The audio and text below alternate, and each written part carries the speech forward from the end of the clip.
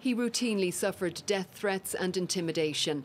Now the family and friends of Miguel Ángel Jiménez, a community police organiser, gather in grief.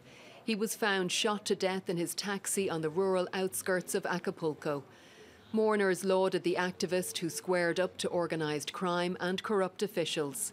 Widow Sylvia Garcia didn't want to show her face out of fear, but said her husband was always unarmed.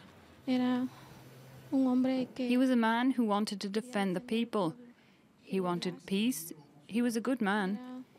He didn't even know how to use a weapon. He wasn't a killer. His children and wife will need support and protection. That should happen for everyone looking for change in our country.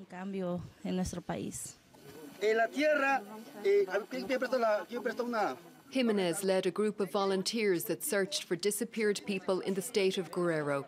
Their efforts helped find some of the 60 clandestine graves containing 129 bodies located so far in the mountains around Iguala. Those searches were launched after 43 students went missing in the town last year, allegedly abducted by police and handed over to a drugs gang who murdered them and burnt the remains. And the killing of Miguel Ángel Jiménez was just one of 15 murders committed in the southwestern state last weekend. 10 of the deaths occurred around Acapulco, currently packed with summer tourists. And Mexico City is also now under pressure to tackle targeted killings and crime gangs. The murder of photojournalist Ruben Espinosa and 4 women in an apartment in the capital on July the 31st have prompted an outcry from human rights organisations. Espinosa had recently fled the state of Veracruz, and investigators are probing a possible political motive behind the murders. They plan to interview the state's governor. Every piece of evidence, every line of investigation and every shred of information from whatever authority we have to get it from will be exhausted.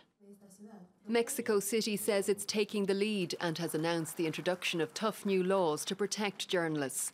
It's estimated that since the year 2000, at least 88 reporters have been killed across Mexico, with almost all of the cases unsolved.